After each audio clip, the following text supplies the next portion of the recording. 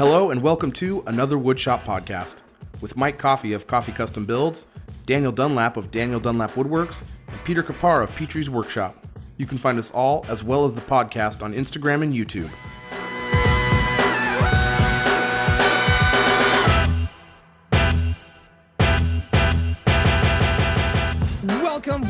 Welcome to episode 130 of another Woodshop podcast, where this week we will remind you that no matter how low your credit, you are pre-approved to listen.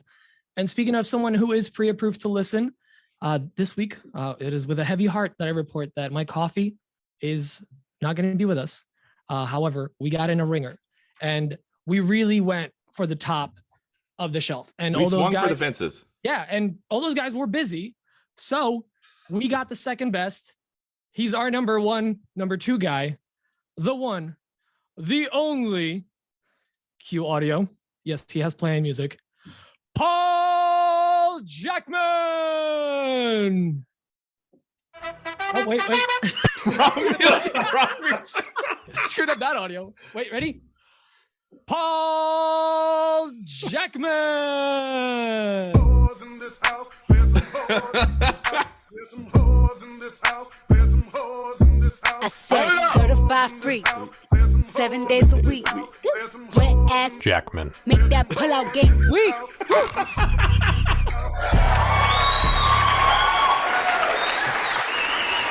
Please. Thank you. Wow. Please. That is unnecessary. Everybody can sit down. Please sit down. We didn't need that, but thank you. Oh my God. He came with his own audio. I love it. Oh, this is why you're our number one, number two. You know, I heard the lyrics coming in and I was like, oh, there's a word in there. And you fixed it. And that's what I appreciate about you. What? I didn't do Fixed, quote unquote. anything. I changed nothing. Changed nothing. No. I actually had her record a different version for me. That did sound like her. Yeah. And by her, I mean... Don't say Lizzo. Nicki Minaj? Yes. Oh, I was right. Look at that.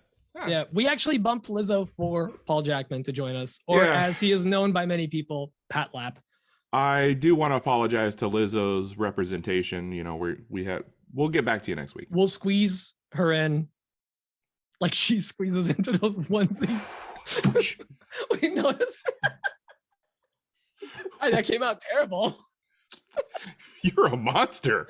Man, they're very form-fitting, and she pulls it off with the confidence of a Jackman. How do we change the subject? Oh my God. Oh, what a train wreck. This is awesome. You get a Netflix show, you get some connections. That's just kind of how the world works. And then you can pull some favors from Nicki Minaj and get some custom tracks like that one right there. Yeah, how much did that cameo cost you? Oh, it's nothing. Just a favor for a friend, you know. Favor, financial favor. Just a big fan. Just a big. She just wanted a check with some numbers on it, a lot of zeros. I made it happen. Yeah. She's a collector. She collects zeros in a bank account like Derek from Malden collects plates. It's a great joke that like two people will get. Who needs That a is a 401k? great joke. I wish you all knew what that was about. It's so funny. This is something that we were talking about just before recording. Apparently, well, listen, let's. We don't have coffee to rein us in this week. I just want to thank. Let's talk more about collectible plates. Yeah, let's talk about our, financial future, which is secured by our amazing patrons who help us create the show and put out this content. Thank you to all of you. I should really have that pulled up and see if we have any new patrons. And I'm definitely not stalling for time. I am proud of you. You're just knocking it out of the park over here. Please be Nicki Minaj. Please be Nicki Minaj. Oh no, she just unsubscribed. And I think we did Patrick last week, but just in case, Patrick Gensel, thank you for signing up, and you're helping us out a lot. Thanks, Patrick. Thank you so much. And I don't know if you guys noticed, but we also have been doing a lot more advertisements, and we're a little more active online. We're trying to, bring AWP to everyone. Everyone needs a little AWP-ness in their life. Indeed, they do. Yeah, to show off their AWP-ness. It's a joke from like episode 52, I think. What do we do after this? Oh, we usually do reviews here, but we don't have any. I'm going to do a call to action. If you guys want to do some funny reviews again, the running joke a while ago was we would ask for very obscure reviews so that when people would see our show trending and would read the reviews to try to figure out what it's about, it would make no sense. A lot of you guys went the medical route. Like we solved a lot of like ailments, rashes, things like that. It was so great. Many rashes. It ran its course. That's so season 2. We're in season 4. Let's bring it, guys. What happened to season 3? We don't talk about season 3. Oh no, that's what I just found. On. I just found cement in my eyebrows. Some cement? Cement, yeah.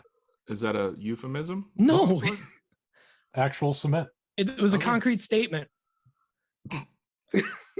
I'm so sorry. What are we doing here? I feel like I'm carrying the show, guys. Come on. What's going on? All right, I was trying to give you transition out of that. We got nothing. Position. Failed twice. Well, should we just jump into what's on our bench? Let's do it. Jump. By the way, Mike is he's at Disney. That's where he's at. He's enjoying his time in Disney. He's just doing his. Is it just Mike, or did he take his family? I think he had to take his family. Yeah, his wife got real mad when he just bought one ticket. So yeah, they're all out there. He actually brought the whole crew, Sean, everyone. So that's a lie. They're probably slaving away while they're working hard in the shop while he's playing. So. They're human trafficking away. Oh, dark joke. Anyways, light. why don't we? What does this do? Rotaries. What's on my bench? Oh, Pete, you got this down. I don't. Let's try that again. Speaking of human trafficking, this show is a train wreck.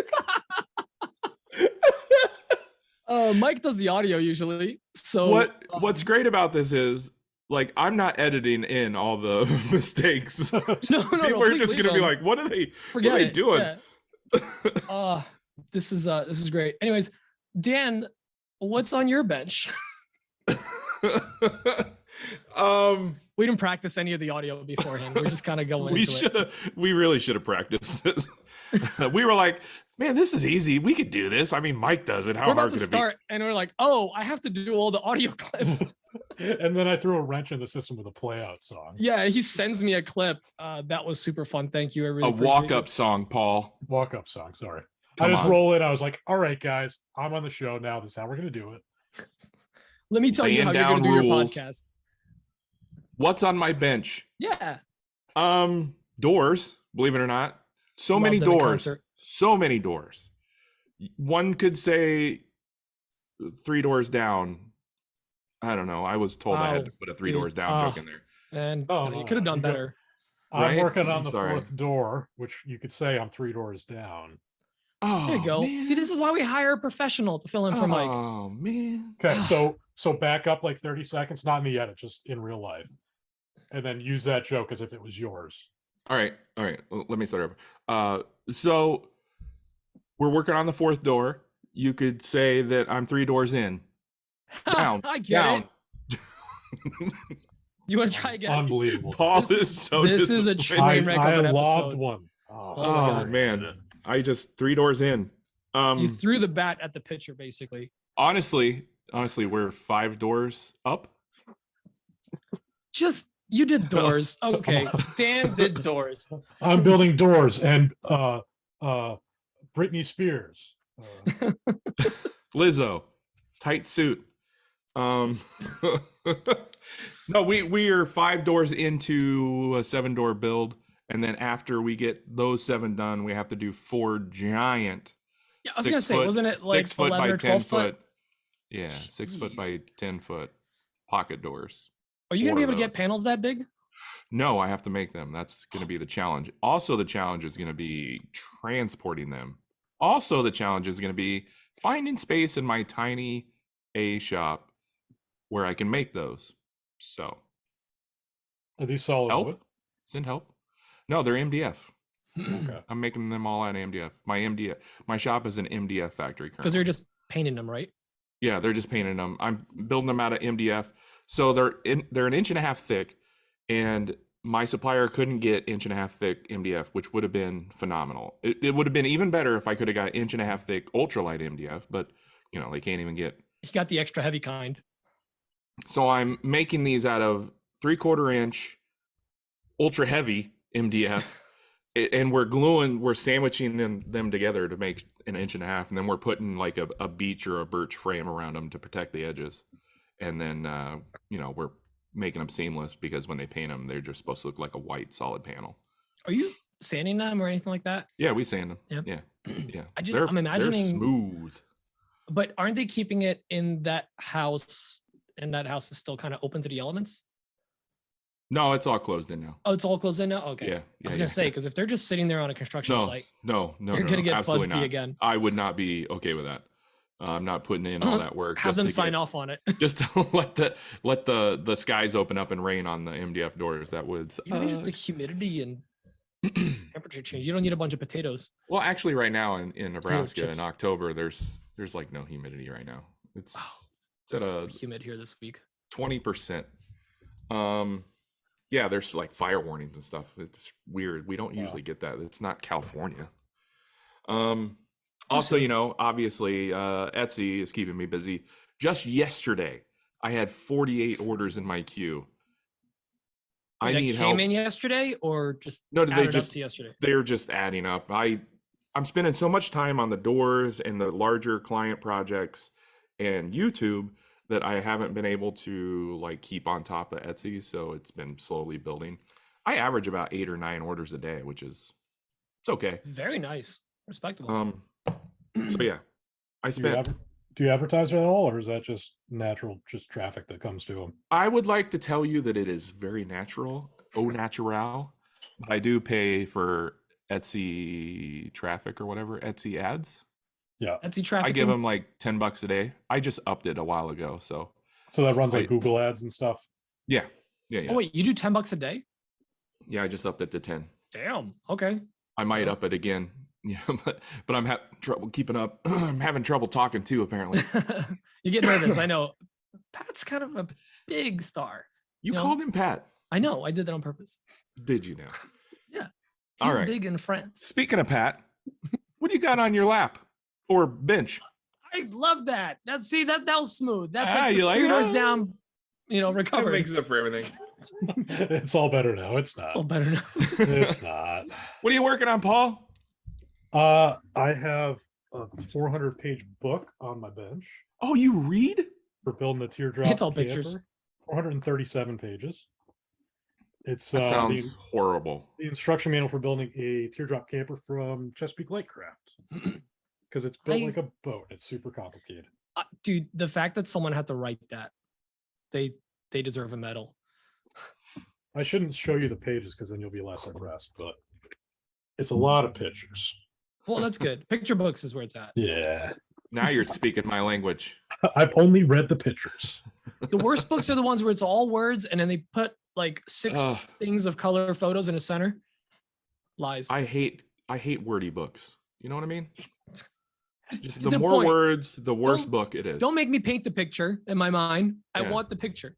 The more people At say in the least- podcast, at least the give worse me it is. At least give me a picture on the outside of the pages, something fancy. Give me something. Yeah. But I don't- Paul, I don't don't you want wish just that there was words. a video version of this podcast that like people could see your intro? Oh wait, there is on the YouTubes. Check it out. YouTube.com/another woodshop podcast. Podcast. Mm. Yeah, there you go. Yeah. Shameless plug in there. Sorry, I'm sorry. shoehorned it into You were your, telling your us what's bench. on your bench. So that's one thing. I'm going to be building a teardrop camper. The boxes are all upstairs. It's a kit build, so they have all the pieces CNC cut out of some marine grain plywood.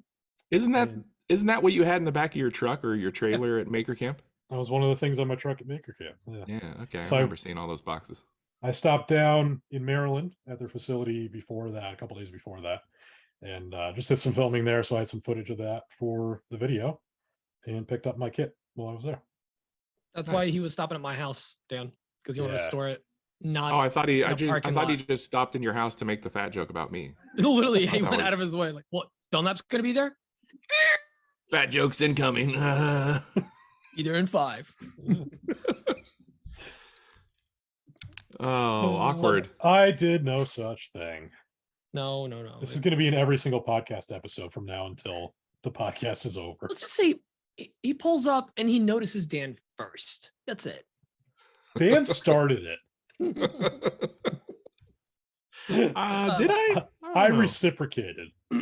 I did say there was a creepy molester dude in your driveway or something like that. You Did I say said, that? "Hi, I'm Mike Coffee." Oh, did I? Yeah. So you're being sarcastic. So I was like, okay, well, I got to level this up then because it's Oh, only right. fair. And that's the first thing that came into my mind. And I was like, well, we're going with this. It's a fat I'm leaning into the fat joke. Yeah. And then I said, I can make fat jokes because I'm fat. That's how. You're dense like a nice oak or mahogany. I'm very dense. Yep. In many Or ways. non-ultralight MDF. I'm dense like Dan's doors. Dan stores. Which there are 3 of. I now. don't know how to take that. Should I be offended? I don't know. Yes. No? No. Neutral? Maybe. We're split down the middle. So you're working on a teardrop trailer with a 500-page manual.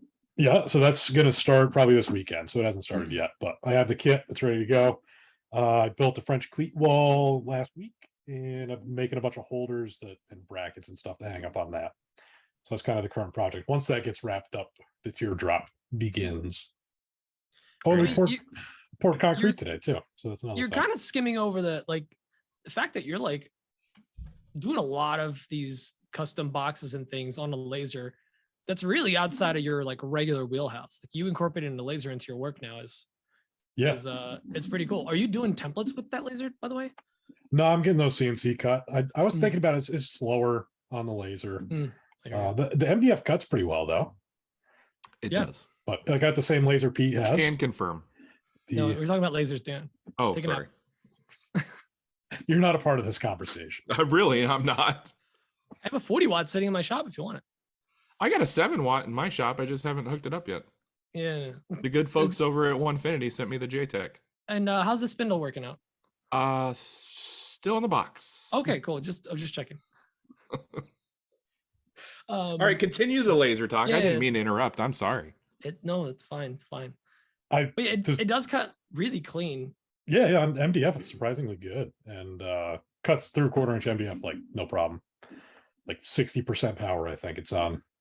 And I have it cutting pretty fast.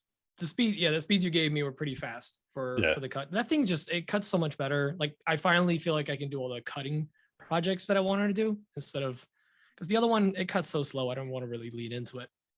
But that's why I got that laser. Is like I just don't want to play around with the size of the bed and then also the size of the laser tube. And it's like I just know I'd get annoyed if I go to cut something. It's like, oh, you can't cut through this. Sorry. Yeah. So just go big or go home. So what was your All right. thought actually behind getting that laser? What's that? Like, what was your thought behind getting that laser? What did you have something in mind, or you're just like, I want a laser and I just want one that works really well? Yeah. So when I lived in DC, there's a guy, Jay, he had a company called Jumbie Industries, and he had, I think it was a 4x8. Did you say Chubby Industries? Yeah, it was Dan's other company. Here we go. You brought that one on yourself. You did. So it's Jumbie. Jumbie. Yeah. Okay. BIE, and he did a bunch of stuff laser cut. He had a 4 by 8 foot like open bed laser. Like I don't know what the wattage was. It was nuts. When one time we cut through 1 inch thick redwood in a single pass, like no problem. Holy smokes. Yeah, Probably really did smoke. it smoked. Yeah, That's the nice thing about this one. It collects all the smoke for the most part. yeah. You got a smoke collector on that? Oh yeah, fume extractor we call it in the biz. Oh, You would I'd call it a smoke collector. But yeah, just seeing him work with that machine, I was like, this is insane. And I'd like to have something like that someday, something close to that. And this is kind of the happy medium between that stupid monster machine and, a reasonable sized machine. I totally agree. I couldn't agree more. Like for me, that's the one I wanted. Like a week after I bought my first one, the 40 watt, I was like, Right. oh, I need bigger. I already Yeah. know like what I want to do. The wattage you guys currently have is 150, yeah? Yeah, buck Yeah. 50. Which cuts nice. And honestly, Paul, you could probably cut 1 inch on that thing. I think 1 inch so. wood. So hardwoods and softwoods cut way easier than MDF or plywood. It just cuts right through it because there's only one. Because of the glue. Because of the glue. There's no glue. There you go. It's funny when the edges of the laser cut MDF is like a little sticky. Like it's kind of gross. Yeah. So It's someone explained it to me whatever the once that chemicals are. for MDF and stuff, it's a lot of that. But when you're cutting wood, a lot of it is the sugars in the wood just like cook off, and that's why it's so sticky. It's the sap. Caramelizing the wood. Caramelized wood. There you go. Yeah. But you do a little Rendering the fat, if you will. rendering the fat. You can spray it with alcohol and wipe it away. Usually it's pretty easy. Or sand it like a real man. Okay. Yes. I kind of like the look of that. It's like the laser cut box ones with the two different colors. Like I've always thought that looked kind of cool. So, I like it. Yeah, I like the laser marks on Are you there. designing all your own like box joints and stuff, or are you using some kind of website for that? Yeah, I just drew those all in SketchUp just because it's all very custom. Like I'm making holders for like hardware, for gloves, for propane torch, like everything, anything I could think of. I was making something to hold it on the wall. And you using Lightburn? Yep. Cool. Yeah, so I was just drawing in SketchUp and then importing it to Lightburn. Interesting. But I'm gonna send you 2 sites that help you make boxes and things. Okay. Like laser cut stuff. You literally be like a box this big by this big, and I want box joints. Choose the size, and like it just does it all for you. And you download STLs. That's it. Nice. Interesting. We make it nice. And if anyone else has any good recommendations, shoot them over to the AWP account. We'd love to share it with everyone. Yeah, I know Maker Case. I want that link too. Maker Case might be one too. I think you might know better ones than I do.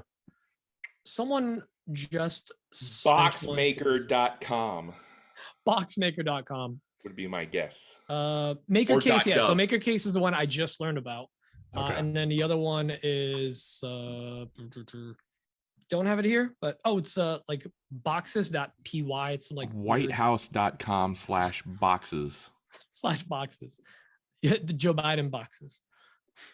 Probably don't go to that website. Did you know whitehouse.com used to be? Paul. Okay. Yeah. I just caught the I don't know if everyone's making the connection there. No one, please, if you're listening at work, do not go to that website. Just on a Tor browser at home.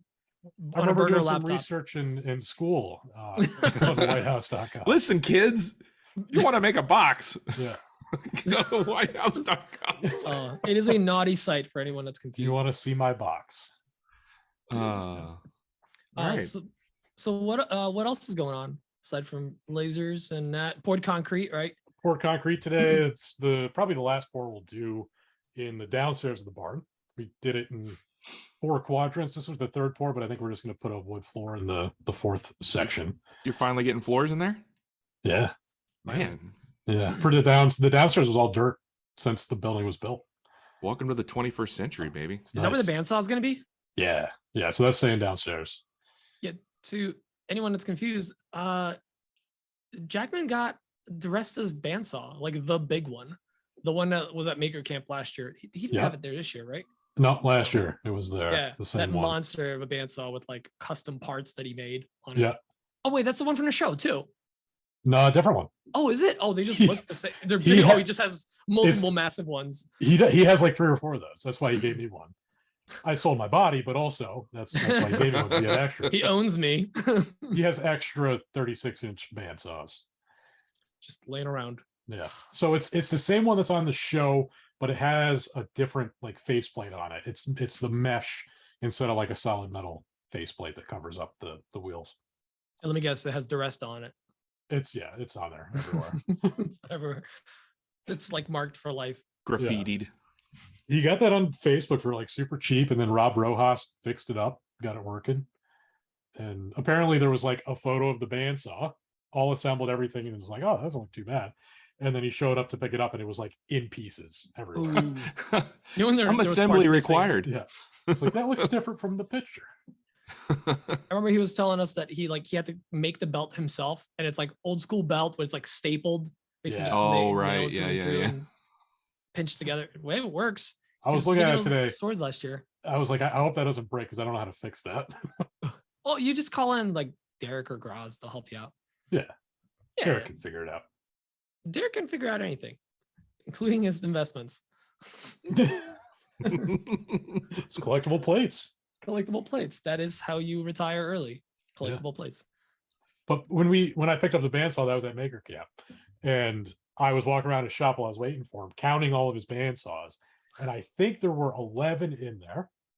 And in then the big shop? Yeah, in the warehouse, the big In the warehouse shop. warehouse. So I took one, and then as I was leaving, he pulled in with another one from Maker Camp that he was bringing back. So he was like net, even on his bandsaw count. Hold like on. One I out, have one that in, app. one in. It's right next to PayPal. I have bandsaw account. Bandsaw count. See, Derek's got collectible plates. Jimmy has bandsaws. You gotta diversify. Dan's got a 401k. What's your thing? Powerball. Pallets. No, not yours. Oh, Paul, what do you collect? Yeah, you're here every week, Dan. We don't care about you. Yeah, we don't care. We know what you collect. It's different mayos. Mayos from they- around the world. They hold their value. That's his retirement plan. They age like a fine wine. You Like a keep them fine in mayo. storage. They Yeah. age like a fine mayo open outside of a fridge. You pull it out. Oh, this is a 1923. This is a good one Yeah. What really makes it last long is the eggs that they add in. for sure. Just For makes it sure. last And the forever. heat. Dan puts his mayo in a wine barrel and lets it just sit there and age. You gotta let it Ages ferment. it in a whiskey barrel, even better. Yeah. I'll bet that's good. I'll bet you that'd be Bourbon good. aged mayo. Oh, well, there's a show title. So dumb. So dumb. I love it. We were gonna go with potato logistics, Forgot about that. but bourbon aged mayo. That's the front runner. Oh my god. I'm on board. I'm on board. I mean, he's That all sounds about good to me. franchising. We know that. True. Speaking of potato logistics, what else you got up your sleeve? I bought a Five Guys franchise. We're running with this joke. Should I This keep truth. the bit going? We're Oh, running this with is a truth. joke? Dan believed me for at least like I 5 was minutes. believing you until this moment. I was trying to figure out if we can talk about the fact that Paul invested in a building to Yeah. do something with some of his friends, some of his pals. And I was being very vague, and then he just leaned into the Five Guys thing. And Dan believed it. So we went with it for like 20 minutes. I was fully Yes. like, I'm like, franchising can make money. Okay. Paul Jackman owns Five Guys. Ouch. It tracks. It's on brand. It's on brand. Yeah. And it's Jackman size. Everything's going to be pallet wood. It's going to be like a nice rustic look. The burgers, pallets. Yep. The peanuts. The buns, pallets. Sounds lovely. Are they heat treated though? Because if they're not heat treated, you're gonna get cancer and die. You will die. That's what happened to Mike. Heat treated burgers. Mike found a Instead of- methyl bromide pallet. Now he's Instead of like gone. flame grilled or whatever, Nope. just heat treated. Heat treated burgers. Heat treated burgers. Oh, it sounds awful. It's not incorrect. No, it's not. I mean, it's accurate. This sounds less appetizing. Yeah. Oh my god, this is going off the rails. I love it. Make sure your burgers are not raw. Make sure they are heat treated. Technically, that's you that's are, good sound advice. you're That's technically better correct. than telling people to go to whitehouse.com/boxes. Stop it. It's probably not Redacted. even a thing, and I'm too afraid to check. We don't want to know. Somebody will Hold look it on. up. We don't want to. I got what is that called? The secret browser from For you Google private Chrome. browsing, please don't. It's gonna take down your whole network. He's got a burner phone just for stuff like this. So, Paul, you poured concrete downstairs to get back on topic. We need Mike. Mike. What? Wait. So, what's the plan for that space down there? Like, obviously, it's a Bandsaws. bandsaw because you can't bring it up Yeah. the stairs. So for anybody who's not familiar, the barn is owned by my old shop teacher, Mac. And I kind of have the upstairs, he has the downstairs. And so that's why we're kind of finishing up the downstairs. So it's like a nice place to work. And now we can wheel stuff around and use a pallet jack and all that stuff. So that's just kind of storage for him. And also now we can pull cars in. So we can kind of work on cars in there. We're going to set up a little welding shop down there. Is this your way of creeping in on his actual space? I put a bandsaw down there. It's one bandsaw at a time. Yeah, that's kind of what I thought. I'm taking over. Mac is very understanding and supportive. Yeah, he's Is he? very, yeah, for the most part. Yeah. I feel Yeah. like He you does- might be creepily like intruding, like he doesn't even know what's coming.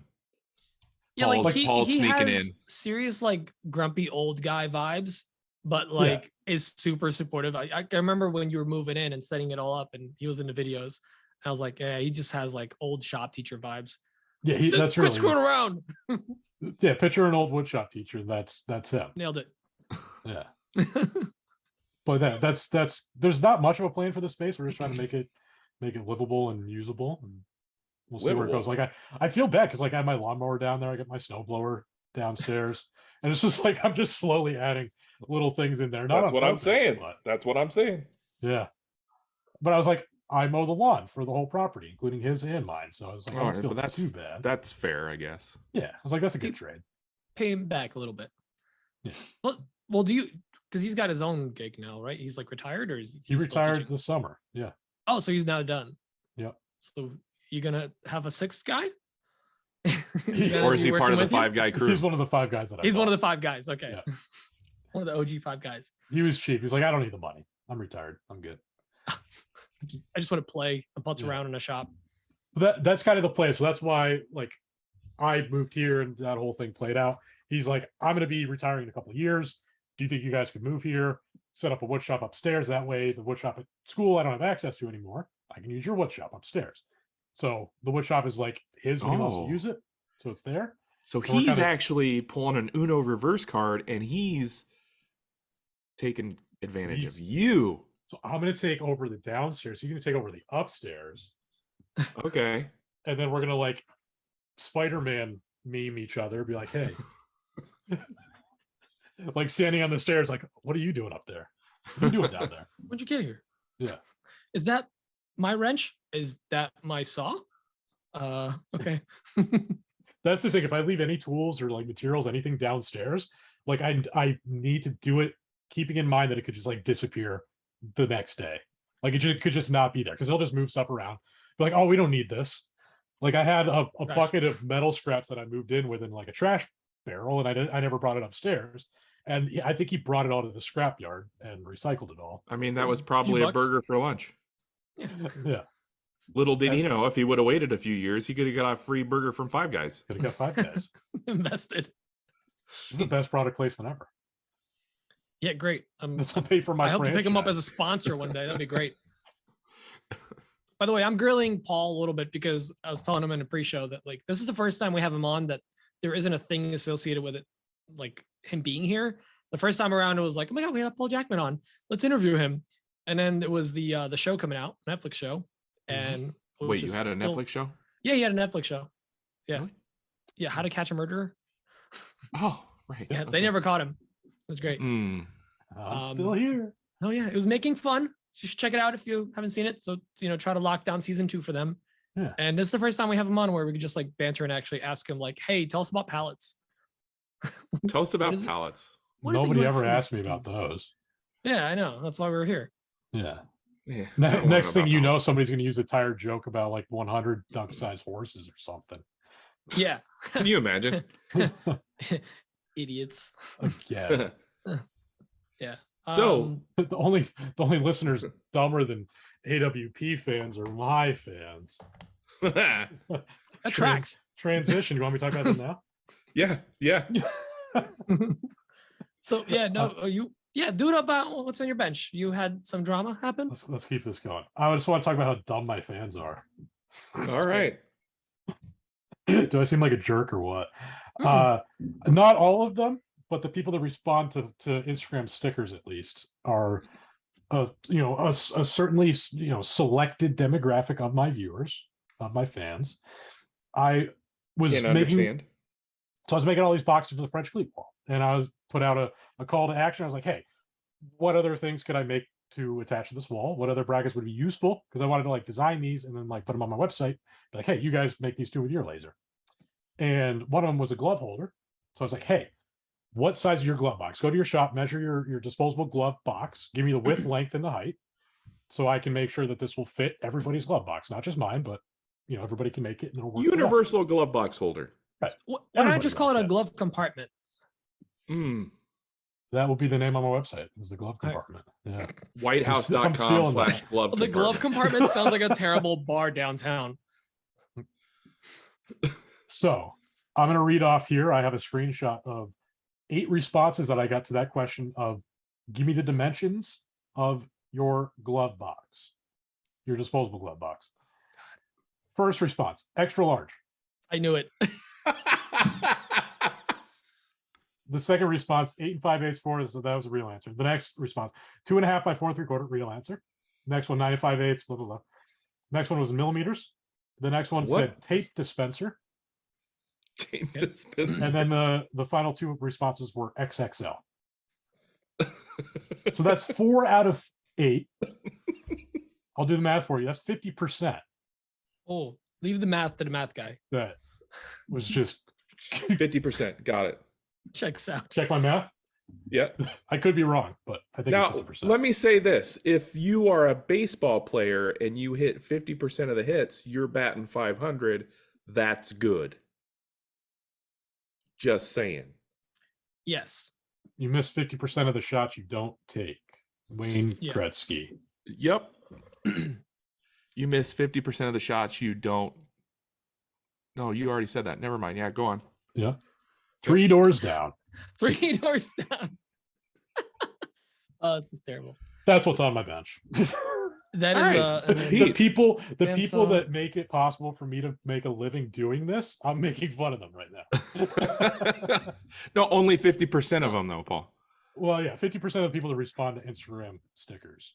Pete, what are you up to these days? You know, all this talking, you'd think that I would actually write down what's on my bench. But I did not. So I'm just gonna like figure it out as Wing we it? talk. That's I'm what I do every definitely week. Not stalling while I'm thinking of things that I did this week. So All right. no, I'm kidding. All right. No, but this week's been kind of busy, but also I hit one of my once quarterly burnout multiple day stretches where like for 3 days, I created no content.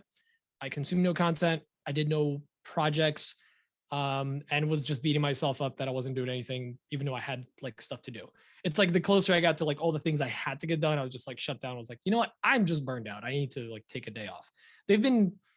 I've been pretty good about not burning out and not taking on too much, but so it's been like happening less and less, but this time it just caught up with me. And I was like, I don't want to do anything. I sat down, I played video games, I watched TV, I took naps. I've done naps in the middle of the day. I know, but we're different. And also you have the time to do it because this is your full-time thing. So you can work it in. Sure. But I'm also working a day job on top of it. On top of that, work was kind of crazy because we're short-staffed. Somebody was sick. And basically I pulled like a 18-hour shift yesterday at work again, which isn't too crazy, but it's from like 8 a.m. to midnight. I'm on call. What do you mean that's not too crazy? That is insane. Work wasn't like crazy. It was just like consistently busy most of the day. And then in the afternoon. I thought you were saying working 18 hours isn't crazy. I'm like, no, that is crazy. It's That's crazy. the definition of I'll crazy. I'll take it. Not to brag or anything. Not to brag or anything, but I'll take that over time. But coming out of this slump that I was in, I went into like full, like I usually get these hyper-focused moments afterwards where I'm just like knocking out projects. I got some designs together. I've been listing stuff nonstop for like the last week, nonstop, like 3 items or 4 items on Etsy. So I got a bunch of sales on that. The pre-holiday sale, you guys always hear me talk about Etsy and like whatever Etsy Daddy says, you Etsy Daddy do. It's my little slogan.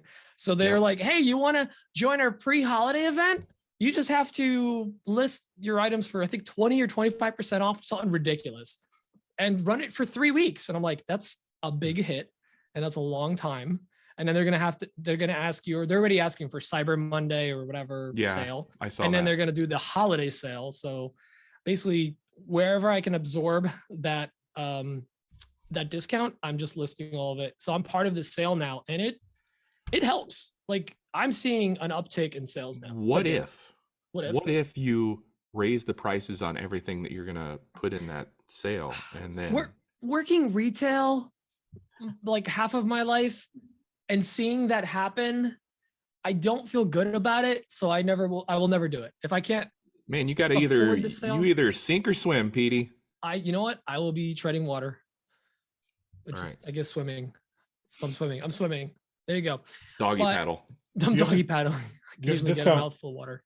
Do you have to discount all your listings or just certain? No. So whatever you want? just whatever items fall under that. Essentially, if somebody searches for something, or if they search the sale itself, like a pre-holiday sale, you click it and you're going to be highlighted at the top.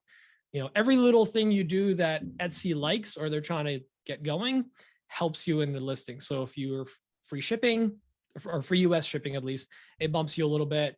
If you have the right keywords, good pictures, all that fun stuff. So that reminds me, I need to do that. I'm glad you brought that up because, and I'm going to backtrack a little bit, and I'm sorry. Please. Between door glue ups, Isaiah and I have been building the crap out of cutting boards. We literally have like 18 cutting boards sitting over there, finished, that are ready to go, that I need to list. So I think I'm going to do that. I'm going to list those at a little bit of a higher price point and sign up for that sale. And hopefully sell list them at least higher. one or two. No, I mean, take advantage of the traffic. A lot of people are shopping early. I've been, ranting on here that Christmas is around the corner. I've been saying it since July, because if you sell products, people are shopping in July. Like I had people request ornaments in July, which is kind of bonkers, So, and ironically, I listed ornaments and none of them are selling. So yay. But, it's up there. I'm listing items, and the more you list, the more you'll see traffic coming to your shop. So this week, between the sale, between that, and for some reason, my video started popping off, my Etsy video, because a lot of people messaged me about like, hey, thanks for all the tips on the video, blah, blah, blah. And I'm like, cool. That was like 6 months ago, but I guess the video's popping off right now. So people are coming to my Etsy. So it's been a good week. It's been a really good week, and I'm hoping that the numbers stay the way they are. I am trying to double the number of listings I have by the end of the year, just to try to, get ahead of the holiday season. Because usually this time of the year is when I make most of my like spending cash for the year. Like if it's a good holiday season, I can buy a laser next year. Again. Daddy needs that money. Another one. No, I'm very like, honestly, there's no like, the next thing I'm really saving up for is like a shop on the property, but we'll see, long-term goal. So it's cutting board season now. It's cutting board season. It's so the time to make bunch cutting boards. Pre-made. Absolutely is. I'm working on my fourth cutting board of the season right now. I've got 3 cutting boards down. Why did you? Cutting boards are just tiny doors without hinges. It's just fancy door blanks. Please sit down. Speaking of cutting boards, okay, I forget whose page I saw this on, but somebody somebody made a 3D cutting board or an in-grain cutting board. They turned it on their side and they 3D carved breasts on the cutting board all around the edge. Did you see that? Yeah, I forget the guy's account. His thing right now is carving boobies into different. Yeah, I went to his page and he's vases and things. He's carving a lot of boobies. Man, I gotta say, man, they're really nice. Those things are tits. See what I did there? Because I can't remember the account name, but yeah, I am blanking on it there too. But there's someone out there because he has a 5-axis CNC, no 4-axis CNC. So he's got the rotary, right? And he just mills them up, and I mean they look very nice when they're finished. I mean, they look pretty good. Talk amongst yourselves. So I'm gonna find the account. Yeah, you'll find the account. So aside from that, I'm kind of I'm mentally prepping for I stupidly agreed to do 2 craft fairs with one of the people that called in, Jacob Vance, Vance Refrigeration. Yeah, so my buddy Jake from JV Woodworks, he got me to do 2 fairs, and I agreed to both because I don't know how to say no. So those are going to be in December, but I decided I'm not taking on any commissions in December at all. I'm just pretty much whatever I make, I'm going to sell, and that's it. I want to take December off for myself. Dan, you found the account. Birch Told Design Build. Thank you. That's Birch Told Design Build. Yep. One word. Nicholas Birch Told. Yeah. So definitely interesting account. I only saw it because Luke in the garage, he did a duet with the oil Luke video. He was oiling them. He goes, I got to call the lube guy. That reel made me laugh. Luke, it was hilarious, but I was like, oh, that's interesting. I love meeting him too. It was so nice to finally meet him. Paul just found the page. Luke is a great guy. Meeting him in person was super fun. If anyone's confused, that was a maker camp. He was the guy handing out the 3D printed truck nuts. Miniature ones. Miniature ones. Yeah. Yeah, you could put them on your shoe Yeah. Or your car. Or your car. or your car. That'd be like Uh, life size for some people. On my way home, I stopped at my grandmother's house, and my aunt was there, and I attached one to the back of her Honda Fit. And there's been no mention of it yet. She didn't know I did it. I don't know if she'll listen to this. She might not. My mom might listen to this. She might tell her. Oh no! So we'll see. Oh We'll see if no! they're Your still mother's there. gonna listen to this. Yeah. Hi, There's Mama some- Jackman. Remember your intro music? Mom, That was look fun. at me. I'm on radio, Internet radio. internet radio. Look That's at actually how I me. explain it to my parents.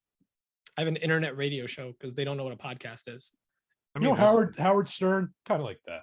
Yeah. They don't know. basically Howard Stern over here. And what else? I think that's kind of been it. Yeah, I just had a burnout, a few like three days of burnout, and now like hyper. You Actually, have to buy new tires. Yeah, no, not yet, not yet. No, you do it until the Lincoln's head is shown or so whatever. I don't know, Okay. tire joke. I'm getting tired of this. The last thing I'm kind of dealing with is Sedge from Sedge Tool, Brian Sedgley, posted about these clips that I made for the Festool clamps, and he posted it, and it popped off in my shop, and there's a lot of people that ordered it, and I found a flaw with it, and they've been cracking when put under certain pressure, and I refuse to ship out a product that could potentially be breaking on a customer. So I have like 100 plus that I need to send out. Whoa. Not orders, but like the clips, and I need to make sure they're perfect. So I think I finally worked out a batch that works great. It's just I learned a lot about 3D printing and numbers of walls, perimeters, infill, all that stuff. I played around with all the different specs just to try to make this thing the most hardy thing it could be, because I don't want it to break. So that was a fun thing. Basically rapid prototyping just to try to figure out. There's one that's wrapping up right now. So when we finish, I'm going to go test it out. If it's good, I'm just going to put that into production because I got to get these things out because the shop's popping off and going into the busy season. And yeah, that's about it. Sorry, it's a lot of Etsy stuff because that's just kind of been running my life lately. And there they are. Look, if you're not watching this on YouTube, you won't see the So he's tiny little truck showing, nuts Paul put on the Honda the Honda Prius Fit. or Honda Fit. Honda Prius. Wait, Paul, fix your face. Oh no. There we go. Anyone watching the video, Paul's using a filter, but he has a skateboard deck behind him with his face on it. So the filter has just been on that deck the whole time. You want to show him the change real quick? Oh, there it is. I got tricks. Shout out to Jim Ether who painted that. He's amazing. That's awesome. Hold on, that's gonna be a clip. 'Cause that's when I made the pallet wood skateboards. There's one right there. And I made that as like a test from just regular maple veneer, just to make sure I knew how to do the glue up before I did it on all this veneer that I made myself. And he's like, hey, I want to paint one of those. So I sent him that one and he painted my face on it. It's amazing. And it's so good that it picks up these filters. It's so funny when like yours wouldn't work, and we're like, "What happened?" And I'm like, oh, "It's on the thing." In the pre-show, it was hilarious when Yeah, we realized watch the what pre-show. was happening. It was great. See us realize what's happening. I apologize for all the awkward silences. We were not warmed up yet. We're three guys acting like it was two guys. So 5 guys? 3 plus Yeah. 2 is 5. 5 guys. yeah, Math Well, tracks. it was it's the DP at Night show featuring Paul Jackman. It's Yeah. Dan and Pete. That's what we call it when Mike's not here. Yeah, whitehouse.com/ DP Jackman. Mhm. Hi, Mom. Hi, Mom. All right. That's it for my What's on a Bench. Should we go into questions? Yes. Let's got go off into track here. questions. Good Oh, Lord. Oh my God. All right. So How long have we been doing this? I don't know. We've just been rambling. So the first one is from Kimani. Hey there, Dan, Pete, other guy who's not my real dad. True. My question this week is about determining wood species. So there's a place near my house that has a sign up saying, the pallets they have are free. So they are really nice looking pallets, and I've been collecting them and just burning them. And not for like warmth or anything like that, just to watch the flames take them over and hear the crackle of the fire. So I've been thinking lately, like maybe there's other ways I can use this material. So my question is, how do you determine the species of wood in the pallet? Because not all pallets are made out of the same type of wood. So yeah, if I wanted to do a project with them, maybe, make a piece of usable furniture and then maybe burn it later. What steps can I do? How can I try to figure out the species of wood being used in the pallet so I can use it for its best current purpose? Paul, would you like to go first? I mean, Dan knows a little something about I burning feel like pallets, Dan should right? answer this first. Well, he wants to know, how do you determine the wood species, not how to burn them. I think he's got that down. It sounds like it anyway. I thought you'd A give him some pyromaniac. pointers. I thought you'd give him some pointers on burning pallets. Remember, Paul, Pete is the one who burned pallets when we were in Jersey, not me. You forgave me. I'm trying to give you some credit here. Okay. Anyway, it helps to know your wood species from the get-go. I mean, after a while of working the wood, you tend to know what wood is wood. What wood is what? I mean, what wood is wood? I do a podcast. Yep, professionally. that's wood. After a while, you can look at a board and go, okay, that's ash, that's walnut, that's maple, that's cherry, that's mahogany. It doesn't take long. I mean, the only hiccups are like probably, some exotic stuff. But other than that, I don't know how you do it. You put it on the internet and you say something wrong, right, Paul? Yeah. Yes, You Paul, give the how wrong do you do answer. Yeah, you give the internet the wrong answer and they'll run with it. Yeah. We're not kidding. That's how you do it. I was joking around about it in the pre-show. Like, yeah, just say like, oh, this is. I think this is walnut. It's clearly just like pine. I've gotten to the point where people think I can just identify any wood just by looking at it for half a second. So I'll whenever I do a pallet project, I plane them all down and then I pick one of every species just to see what I've had. And it was like, oh, it's just kind of cool to see the library of pallet wood that you got from that. The library of pallet wood. That's like the Library of Congress. I have a Show library title, of Dan. pallet wood. No, we're still going with bourbon aged mayo. I actually cut a little hexagon out of every piece of a species of pallet that I find, and I have a little pallet library with one little chunk of every species, which is probably at this point 35 pieces. Isn't it what kind of inspired the hexagon wall? Yeah, kind of. Yeah. What was the question? Oh yeah, How do you identify? So how do you them? determine the? So I'll usually lay them all out, and then I like to show stories, just show what's in a pallet, because a lot of people are just like, oh, that's junk, I don't want that, it's grimy, I don't want to touch it. So I go through and it's like, oh, this is ash, this is oak, this is maple, like this is walnut, it's like all this really nice stuff. And then I just started making up names, and it's like, oh, this is purple grape jam, this is like, I'll just like, it's less obvious than that, and I sound like I know what I'm talking about, so nobody ever questions it. And I like put this out there as a joke, just like, haha, people are gonna laugh at this. And then people just watch and they're like, oh, really? That's Juneberry wood. That's cool. Juneberry. Before you know it, other people are gonna be asking, hey, what is this? And other people are gonna be commenting, well, that's Juneberry. And they're gonna say it with like authority. Yeah, I've seen that before. So what you're that's saying obviously is Juneberry. lie with authority. Is that what I'm getting here? Yeah, so that's the thing, is you have to give the wrong With the confidence. answer, but without confidence if you want the right answer. Wow. There's so much to unpack here.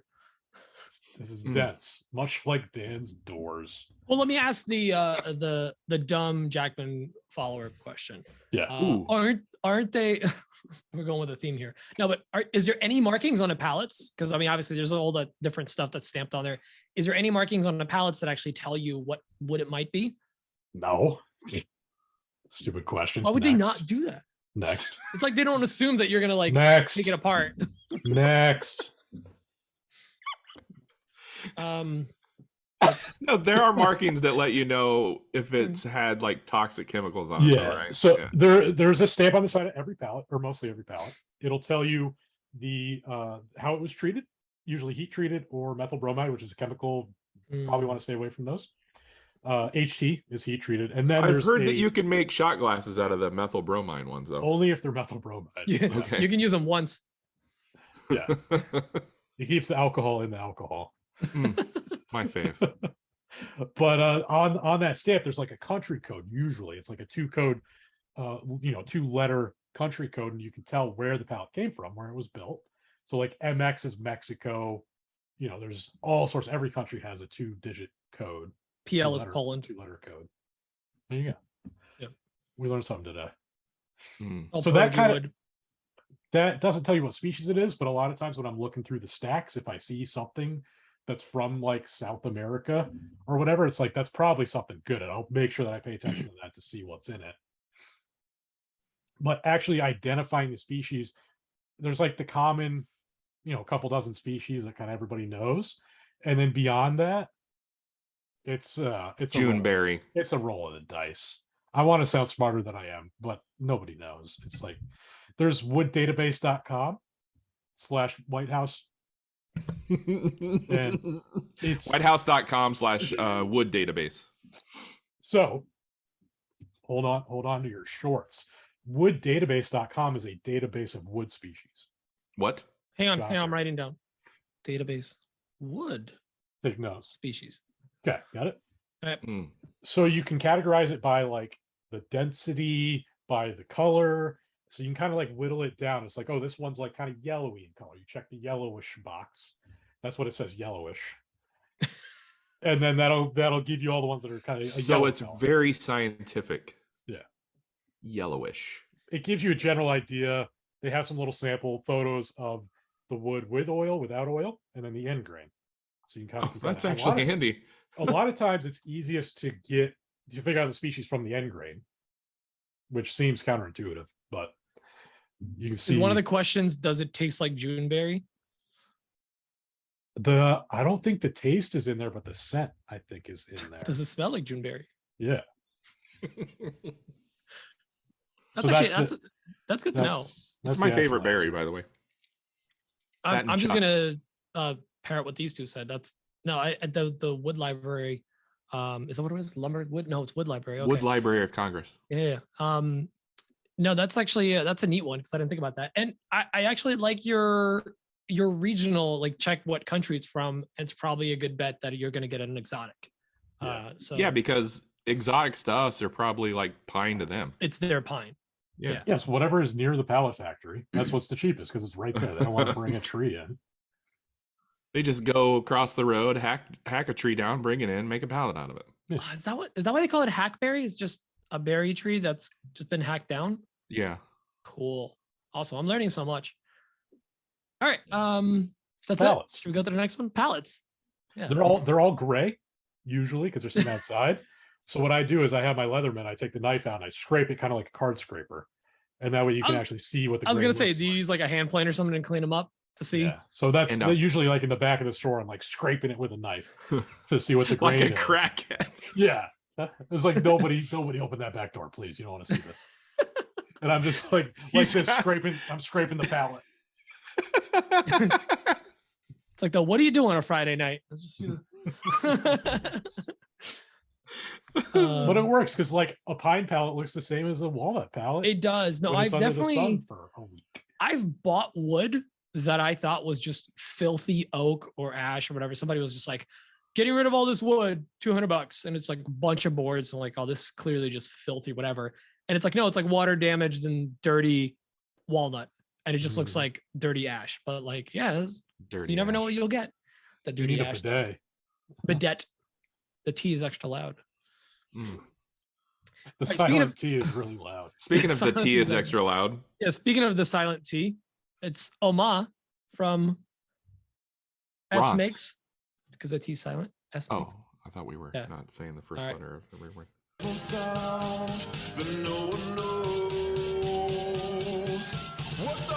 French. Hey guys, it's Thomas here. So, secret guest, huh? I hope it's Pat. I mean, Jack Pullman is fine, but look at his blue eyes.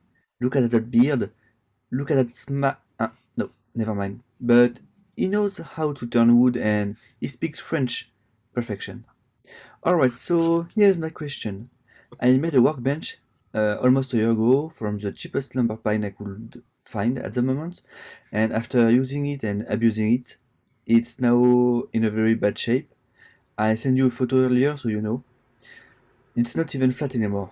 I'd like to plane it down, make it flat again, just like Earth, and screw from the bottom a Wait. sheet of plywood with that black film on it. I think it's used to make cement pour, and I think it's great because glue won't stick to it. Now the problem is that I like to clamp things on the workbench, and I fear it might be too slippery. What do you think? By the way, if it was Paul Jackman, don't worry, you are still the stickers at the top of my border. Merci, bisous bisous. I'm sorry. It's his French He accent. caught me off guard with the flat. Dan, His French accent. Is he French? No, he just likes the accent. No. I hate the accent. But I can get rid of it. I'm stuck with the accent. he added an Easter egg at the end. He's getting better. I The love voice it. spell's gonna be 5 minutes long next week. He caught me off guard because he said something like it's flat just like the earth, or I need it flat just like the earth. I didn't hear that in the pre-show. Wait, I missed that. Oh, that's great. Earth is flat. Yeah, I'm glad people agree. Don't worry, I'll edit out my voice where I'm talking over him. No. No, it never happened. I don't know what you're talking about. I don't know. So Anyway. I'll take this one. So as far as the workbench, so it's a solid workbench. What's on the top layer, like obviously looks rough right now. I love the Matt Cremona approach to a workbench, which is, he makes beautiful workbenches, all that, and he just beats them up to hell and then sands them. And then whatever can is almost empty, that's what he finishes it with. That's literally his approach. It's like whatever's, this poly's almost done. Let me use that. And that's how he finishes it off. So workbench is meant to be beat up. Your workbench looks like you actually work on it. Yes. If you're watching a video, we were showing the photo of it. So I would say if you do want the look of the, so we call it Formica here, but it's a brand name. Basically Formica, it's like saying Kleenex or Xerox or whatever.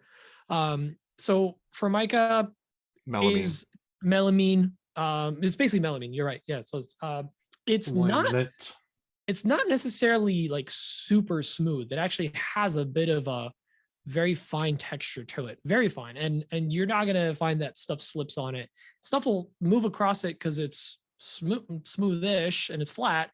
But if you clamp stuff to it, it's not really going to move. I wouldn't worry about it too much. And I highly recommend it. I think, Dan, you have a workbench that's got something like that on it too. Three workbenches that have melamine on them. Not counting the doors. Not counting the doors or the 3 doors before. Yeah. I clamp stuff to those benches all the time and it's never a problem. But they are great because glue don't stick to them. I mean, it'll stick to it a little bit, but it comes right off with like a little bit of scraping. Scrape it. Exactly. Yeah. Mine's it's not like the fancy melamine. It's actually an old cafeteria table that a school was throwing out. And I just took the top because it's just like a crappy base. Oh, that's asbestos. You might want to. No, it's just like plywood, and then it's got the melamine top on it, and it's great. Like everything just pops right off of it. And just once in a while, I scrape it, or I'll even like sand it very lightly with some like beat up sandpaper at a nice high grit, and it's as good as new, and nothing sticks to it. And you don't really have to like refinish it. But I did pick up a roll after I saw Casey Reeves do it, a 4x8 roll of black Formica melamine, and it's like wasn't even that expensive. Came in a giant box. Just the veneer. Just the veneer, yes. So I got the glue and everything, and I'm gonna put it over my workbench. I'm gonna go with a black top. So I'm pretty excited for it because he did all his jigs and sleds all have that black. Oh, that's right. Yeah. Okay. Yeah, and it looks really cool. And yeah, I'm excited to do it. Paul, My workbench is pallet wood. No. And I just want to say it's not because he made it out of junky pine. I think it's a wood workbench, so it's not going to get out of level over time. Yeah. So I wouldn't worry about what it's made out of. Level it with a sander or a block plane or whatever you need. Or even a router sled. Yeah, router sled works great. Mhm. Because I've done that to mine too. I've leveled mine, I think, once or twice now. What I used for a finish on mine was epoxy. Not like a tabletop epoxy. I just regular like 2-to-1 epoxy resin. I poured it on and then I squeegeed it out, let it soak in, and then just squeegeed any excess off. So it soaked into the surface and it went, fairly deep. So now when I do get glue on there, it doesn't stick because the epoxy is soaked into the wood, so the glue can't soak into the wood. And you don't have a problem clamping anything to it. It's not too slippery. No, yeah, because I squeegee all the extra off. So there's not like a film of epoxy. It's just anything that's soaked in Just to the in that top layer. Oh, I see. I see what you're saying. I got you. Yep. Yeah, but Tom, I wouldn't worry about it too much because like there's no way that you've made it unflat. You just put divots in it. Because if it was flattish from the beginning, it's still flat. It just has dents in it. That's all it is. So once you sand it out, especially if you put a Formica top on it or melamine top on it, it's got not really gonna character matter. now. That character, yeah. Honestly, I think it looks great. I think you should just sand it and just hit it with some kind of like epoxy or even just a varnish or whatever. I like- Spray lacquer. Like what you said, I like the Matt Cremona approach. You know, just put something on it that you're almost out of, like whatever is running low. Mm-hmm. It doesn't have to be good. Yeah, it's a workbench. Yeah. And yours actually looks like you use it. So I'm proud of you. Very good job. And also thank you for the Easter egg. All right. So next we have Je suis Paul Jackman. yeah. And then he did the what is it? Booty at the end or Bisou bisou. Bisou. Mange moi cul. All right, next we got Anna Barnett. He'll get that. Hey guys, Adam here from Barnett Builds. So I have a question this week, and it is specifically for Mike. No one else, just Mike. All right, as the year's coming to an end and we're going into the holidays, do you have any goals for your business through the rest of the year and through the holidays? And then do you have any major goals for the beginning or first quarter of 2023? Can't wait to hear your answer, Mike. Bye.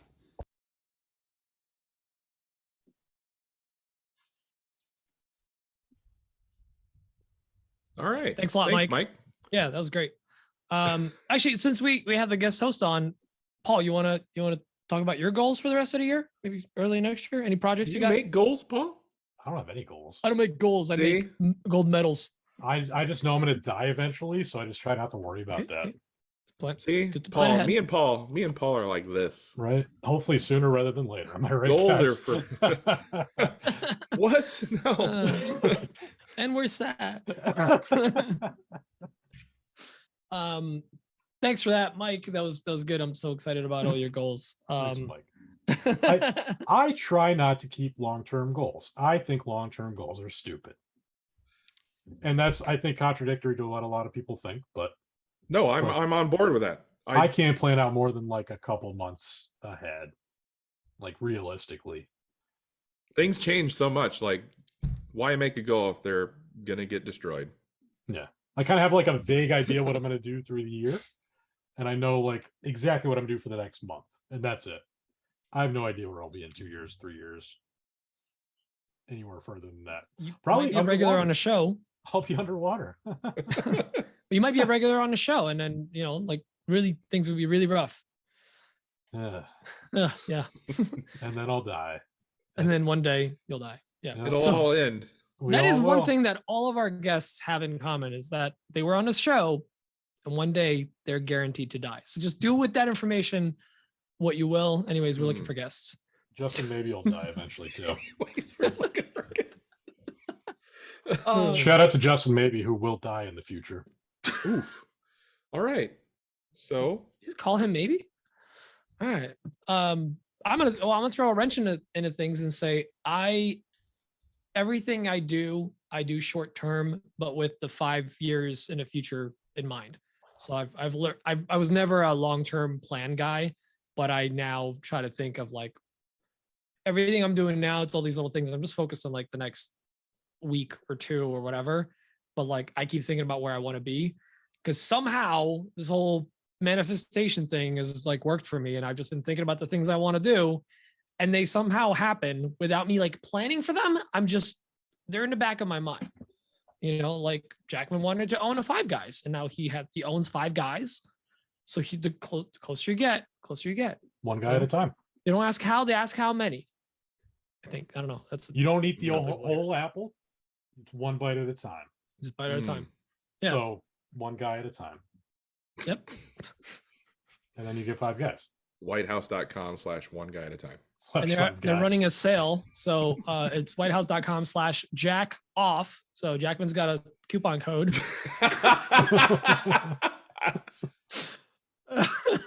Anyways, with that, is Jake with a very important question. Oh, what, Paul? I want to give a shout out to Justin Maybe. Call me Maybe. He's got a YouTube channel where he's got a bunch of documentaries about makers. I'm going to be, I think, the next one. He's working on editing. So in my interview with him, I talked about this a little bit and how planning out into the future is not, I don't think it's the best use of your time, because you should just wait for stuff to fall in your lap. Seems a little privileged to say. It's very simplified. It's a very Instagram model thing. Are you talking about Pat? Pat lap falls in your lap. Pat lap falls in you. So things work out best for the people who make the best out of the way things work out. Very insightful. That was the most deep and confusing statement I've ever heard in my life. That's the most deep thing that meant nothing. But making the best out of the way things happen versus planning how things are going to happen. That's kind of the point of that. So watch Justin's documentary when he edits all that out. This doesn't make any sense because I haven't seen it yet because it's not done yet. I'm 100% making this a motivational post.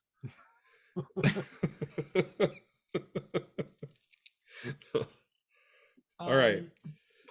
Next up is Jake from Advanced Refrigeration. Yeah. Yes. JV Refrigeration. He has a question for our guest. And I just want everyone to know that he sent this in before knowing who was on. Hi, another Woodshop podcast. This is Jake from JV Woodworks. I have a question for your super secret mystery host. I have just been wondering my whole life, sir or madam, would you rather fight one horse-sized duck or 100 duck-sized horses? Let me know. This is very important. Thank you. Really, guys? I'm sorry. Really? I'm sorry. You knew that was going to be a question, didn't you? Yeah. You asked me to be on here. You know I hate that joke. You asked for hard-hitting questions. You knew that was just going to piss me off. Like, why are you going to have that question on here? You can't duck out of this one. Here? Quit horsing around and answer it. 3 ducks down. 3 ducks. 97 to go. I should have leaned into that better. I should have made a whole story out of that. Like you survived the duck attack. I would take 100 duck-sized horses, and I would kick one, and I would punch the second one, and the third one I would break its neck, and then I'd be like, "Hey, I got 3 duck-sized horses down." That was good. I should have gone with no, scratch that. I want the first. No, it's fine. It's good. I would have kryptonite. You would have grabbed the first duck and then promised it, lure it in with your fame of Netflix, and promise it also more fame on Netflix for them if they fight on your side, and then just keep doing that to every duck until you have a little army of ducks. I have a cult duck-sized of horses, duck-sized horses. Yeah, and I'm the leader. I'm the leader of the cult of duck-sized horses. Yeah. This is just going off the rail. Mike's gonna be listening to this later and be like, "What the hell? I'm never leaving those two alone ever again." January 6, 2023. Okay, have you the government with duck-sized horses? Okay, so there's like a new sort of like trend on TikTok where the question is somewhat similar to that, and it's: would you rather fight 8 100-year-olds or 108-year-olds? And I saw this one where a guy answered, and he's like, 108-year-olds. No problem. It's not about if I could do it. It's I hate kids. It's hilarious. Anyway, sorry. I will. Answer that question. 8 100-year-olds. Yeah, that's pretty obvious, I'll right? ask them any questions, and then they'll just stop and start telling me a story. Distraction. Yeah. I just feel like they'd be easier to beat into the ground. Yeah, that too. All right, so last question is Andrew Smith. Dan, you want to read that one? I got this because I can read. You have received it. I have it right here, right in front of me. It says, did you say it was from Andrew Smith? Because it is. Yes, it is. You confirmed it just now. All right. He says, I have a large piece of hickory I am using for a small tabletop. It has a crack or a check running with the grain through the middle of the section I want to use as a top. It doesn't appear deep, nor does it impact the strength of the panel. The crack runs 16 inches to 18 inches along a 22-inch top, but does not appear to go through the piece. What is the best way to stabilize this crack or check? Is there a benefit to using epoxy over CA glue in said crack or check? Since this is a tabletop, are there durability concerns that would favor one solution over the other? Thank you. Paul. So I have a question about Go that ahead, question. When he says the crack runs 16 to 18 inches along the 22-inch top, does it mean 22-inch wide or 22-inch long? I think he's saying it's 22 running... inches overall in length, but the crack is 16 to 18 of those inches. Okay. So it goes most of the way across. Most of the way across. So like 80% of the way across, or 90%, whatever the math is there. 90% we'll go with. Because he said tabletop, so I was thinking maybe it's like it's 22 inches wide. And then Paul checked out the math. It's 92.8%. Yeah, Paul, how would you stabilize that? I don't know. I mean, like a thin CA glue could probably work to fill in. I don't know if it would. I would be worried about the crack growing more with the CA glue not holding it. You could use like a penetrating epoxy, maybe that would soak in and maybe bind the wood together a little bit better. Yeah, I think I like that idea. Guess how I would stabilize it. Just guess. Get a new piece of wood. Wild guess. Chilada. Throw it away. Burn it. Chilada. Nailed it. Chilada. Bow ties, yo. Put in a couple bow ties before you fill it with whatever you're going to fill it with. I know it's a shameless plug, but I agree with him. I would fill it with epoxy over CA glue. He doesn't say how wide the crack is. I'm assuming it's fairly wide, actually, for some reason. In my head, it just seems like. But he said it doesn't go all the way through. Did he not? So then, if it doesn't go all the way through, that would technically not be appear a check, to go through the piece. Yeah. I still would fill it with epoxy after I put bow ties in it, just because I feel like epoxy is more durable. CA glue, once it's cured, it's very hard and brittle, and it will crack over time, especially with the wood movement. I think you have a better chance of longevity with epoxy. Yeah, I agree with that. My only concern is depending on how wide that opening is, he might have a hard time trying to pour it into the crack itself. I highly recommend investing. You can just get them on Amazon. Syringes with very wide, they're not super wide. They're like a 16th of an inch by 32nds of an inch inside. So you can actually pour or squeeze epoxy through it. So I use those for filling cracks. I'm trying to really get it in there because otherwise you're having to mix a small batch, put it on top, wait for it to soak in, and then pour it again and just keep doing that. But the epoxy is going to start curing on you if you're just keeping it in a bucket.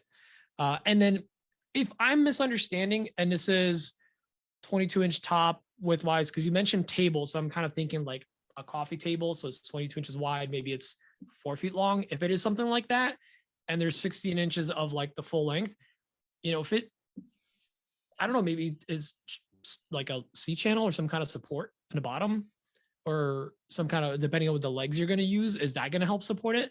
And you maybe don't have to worry about it as much. So think about how you're going to be securing it to the base, because that could dictate on how much actual support you need to provide. Jack Boy. Couple of notes. Flip it over, put it on the underside, because it doesn't go all the way through. Okay. Note number 2 is penetrating epoxy is like very thin. It's very watery, so that can help you get into a crack if it's not a big crack, and it'll make its way in there kind of like a thin CA glue. Also, you can thin epoxy with acetone. Yeah, that's right. You can. I keep forgetting that. And that's post mix, right? Yes. And Dan knows about all things thin. Good one. Oh, that's a nice recovery. Yeah, because I've never actually thinned epoxy. That's a good point. Yeah, we talked about that when we had Mike Mills on, actually. I think. Yeah. Interesting. Well, that's good to know. I guess I now you can. There's a limit of how much you can thin it, I think. It's probably like 10%. I'm sure there is. Because we made a joke about spraying epoxy out of like a HVLP sprayer, and he said that you could do it if you thinned it. Yeah, you can if you got a strong enough HVLP. They do that with chopper guns for building boats. it's got like a fiberglass that it chops up Yeah. and it sprays epoxy at the same time. That's super cool. Wild. Yeah. You can spray tomato juice through an HVLP. And you know this for reasons? Yeah, like why do you know this? I want to say we talked about this, but maybe we didn't. It was on the Askcast, my short-lived podcast, and we were joking about what you could spray out of an HVLP, and one of our fans was like, I think you could spray tomato juice, and then he did it, and it worked, and he sprayed it on his face and in his mouth. Basically, you had a segment called Will It Spray? I think we probably talked about that. We're like, oh, yeah, you did talk about that segment. Do a Red and Link type show. Will it HVLP? Will it HVLP? You got a thick enough nozzle, you should be fine. Yeah. As long as it doesn't have as long as it's sifted, you'll be fine. All right, that's all our questions, I think. I think. Yeah. We're an hour 21 in. Oh, it's actually a good show. It's an okay show. Paul, how are you feeling? Melancholy. On a scale of 1 to 4 doors, how many doors down do you feel? 7 dust.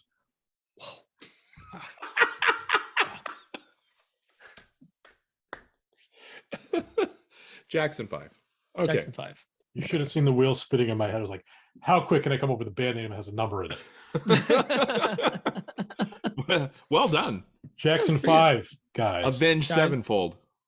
Jackson 5, guys. Jackson 5, I like it. I mean, you could call it that. Like a that's my restaurant.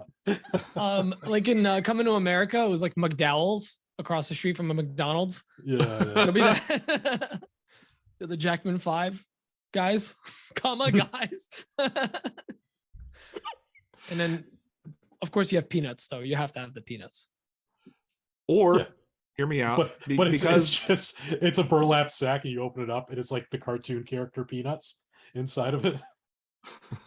Okay. Or the whole restaurant is just ironic. Or it's the foam things that you put in packaging.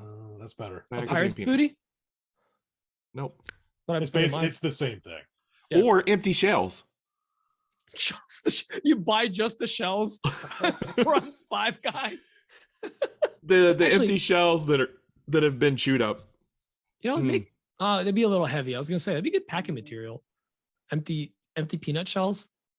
Can you buy those? Is that an actual thing you can buy somewhere? You can buy anything. Would there be any use in empty peanut? You can buy Jackman bathwater online.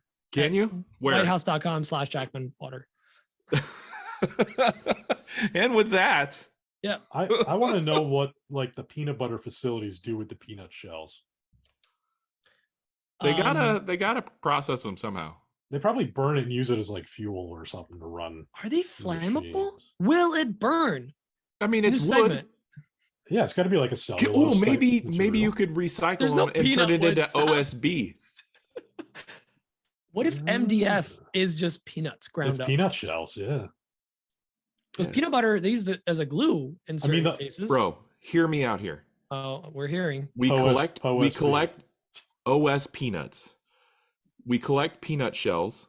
We grind them. We mix them with Titebond, compress it. We make our own plywood. Boom, we're millionaires. It would be MDF at that point. It's the next Baltic birch. It's the next Baltic birch. Yeah. It's move over, Vladimir. Suck it, Putin. We're coming for your Baltic birch market.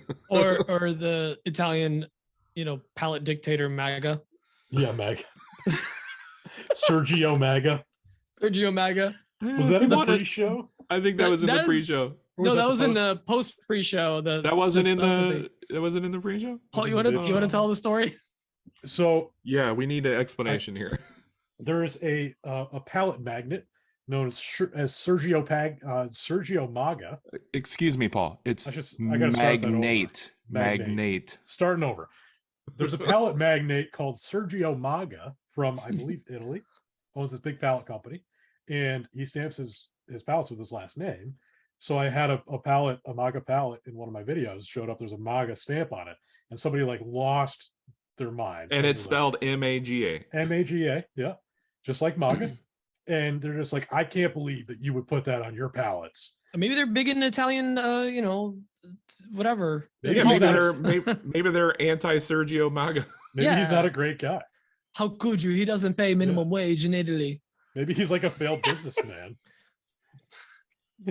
there's like Sergio University over in Italy that's like a scam university. Yeah, he's a terrible man to work for. He has no breadsticks policy. I'm assuming that's like a benefit they get in Italy. Breadsticks and super salad. I don't know. Is that just Olive Garden? It's part of their dental insurance. Dental insurance. You get breadsticks and dental. That's how they brush their teeth with a breadstick. Breadsticks. That tracks. Anyways, now that we've offended everyone in Europe.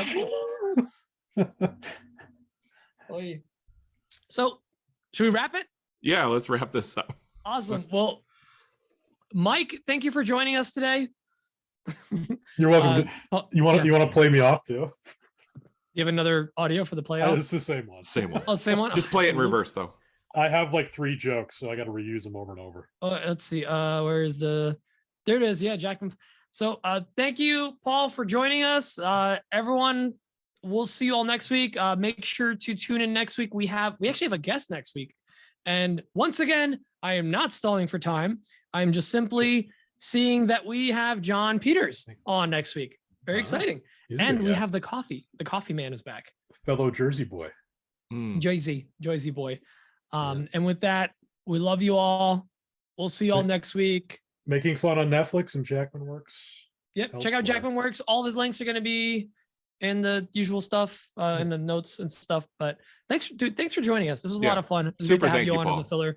We are going to need a third for in the future. So if you're available, if you're missing, doing an Askcast and you just want to do this one, I'm going to do it in a persona of Sergio Maga.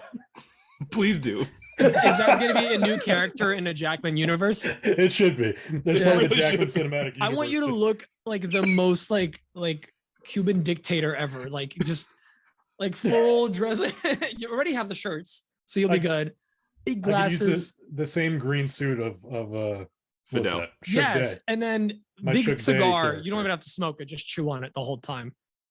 So Suge Day is one of the people in the Jackman cinematic universe, and we have Little P. Yeah, Little P is new this year. Little P's he's bald at top, right? No, that's just Dad Jackman. That's that is another character, I guess. That's an old character. Little P is that guy. You have you have a couple of good characters in the universe now. Yeah. You need like a poster that has all of them in it. We should. Or a calendar, if you will. Yeah. Or a calendar. Eventually I'll have 12. Oh, get the whole 12. Yeah. Collect them all. Anyways, we'll see you all next week, I guess. Yeah, next week. Thank you for tuning in. Make sure to leave us a funny review and call in with some questions next week for John Peters. It's going to be super exciting. So we'll see you all in a pre-show and a post-show. And congratulations to Michael Lindell. Did he Lindell, Lidos. right? Michael Lidos. Sorry, I was like, wait, what's the last name? Michael Lidos won the AWP tray made by Barnett Custom Builds. Barnett Builds now. So thank you guys. We'll see you all next week. And I'm going to play out Jackman now. Bye. Love you long time. This house, there's some whores in this house. There's some whores in this house. There's some whores in this house. I said certified free, 7 days a week. Wet ass Jackman. make that pull out game weak.